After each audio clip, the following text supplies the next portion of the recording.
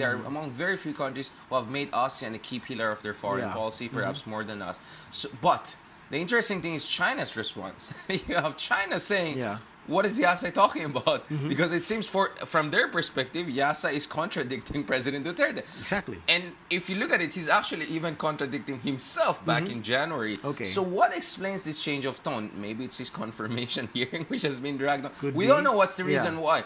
But I think it's the right thing. You know, Secretary Yasa did the right thing by mentioning that the Hague ruling is not dead.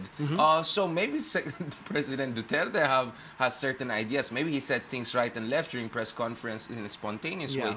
But it's very clear that some people in this administration and many people in this country, based on the survey that was released by the Pulse Asia last January about the fourth quarter of last year, that majority of people want the Philippines to insist on their arbitration issue. So I think you also have domestic pressure building up on this administration to at least put a show, to at least make an effort. And I think even if we don't get a COC, I'm sorry, even if we don't get to have the Hague ruling explicitly as a basis for the COC, just the fact that we will pressure it and push the agenda may be just good enough for us to come up with a compromise version that is closer to our position. Because at the end of the day, negotiation means you come 100, the other side comes 100, and then you find a compromise, right?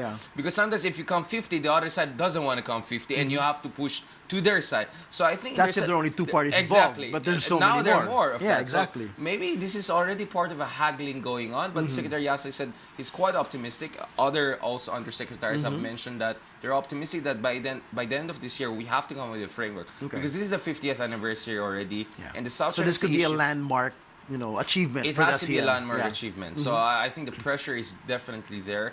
And, if we don't do that, then that means the ASEAN has completely lost its relevance and so-called centrality. And I think that's not something that you want the 50th anniversary of ASEAN to be remembered So there's for. pressure on performance on the ASEAN, plus time pressure to get it done this year. Okay.